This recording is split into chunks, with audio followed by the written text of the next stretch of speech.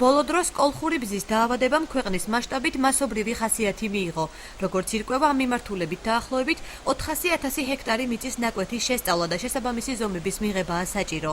აღნიშნულ საკითხზე დღეს სახელმწიფო არასამთავრობო და სამეცნიერო სექტორის წარმომადგენლები მსჯელობდნენ. დღევანდელი შეხვედრის მიზანია ბზის დაავადებაზე რეაგირების შესაძლებლობების ანალიზი და ერთიანი დასკვნის ტექსტის მომზადება, რომელიც ალბათ კიდევ გადამუშავდება. მეცნიერული კვლევების შედეგად გაირკვა, რომ კოლხური ბზის დაავადება პარაზიტული სოკოა, რომელიც მცენარის ფესვებზე ვითარდება და მის ლპობას იწვევს. აღნიშნული დაავადება საქართველოში პირველად 6 წლის წინ გავრცელდა. მეცნიერები მიიჩნევენ, რომ დაავადებული მცენარე აუცილებლად უნდა მოიჭრას. წინააღმდეგ შემთხვევაში იგი სხვებსაც დააზიანებს.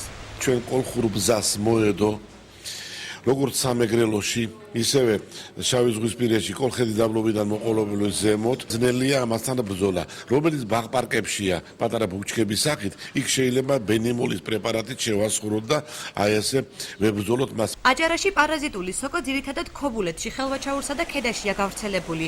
აჭარის გარემოს დაცვის სამმართველოს ინფორმაციით, მომავალ წელს ბზის ნარგავების კვლევა და მკურნალობა მავნე დაავადებებთან ბრძოლის პროგრამის ფარგლებში გაგრძელდება. წინა წლებში უფრო აქტიურად უნდა ყოფილიყო მიმართულებით სამუშაოები ჩატარებული და რამდენადაც ჩემთვის ცნობილი არის, რომ ფაქტიურად არაფერი არ გაკეთებულა. მომდევნო წელს ჩვენ ბიუჯეტში გათვალისწინებული გვაქვს ამ მიმართულებით როგორც კვლევითი ნაწილის, ასევე უკვე პრევენციული ღონისძიებების გასატარებლად სამუშაოები. საქართველოს გარემოს დაცვის სამინისტროს ინფორმაციით, ბზის მოვლის პროგრამა უწყების სამომავლო პრიორიტეტია და იგი 2014 წლის ბიუჯეტში იქნება გათვალისწინებული. ეროვნული სატყეო საანგკეტოს 2014 წლის ბიუჯეტის გეგმაში უკვე ზის დაფინანსება ტყის ფონდის ტერიტორიაზე ბზების გავრცელებული ფართობების სატყეო პათოლოგიური გამოკვლევის შესახებ.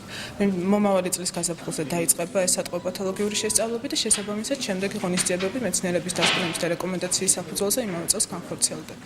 ქართული მხარე აღნიშნული საკითხის გატანას კავკასიის საერთაშორისო სიმპოზიუმზე გეგმავს, რომელიც რამდენიმე დღეში თურქეთში გაიმართება.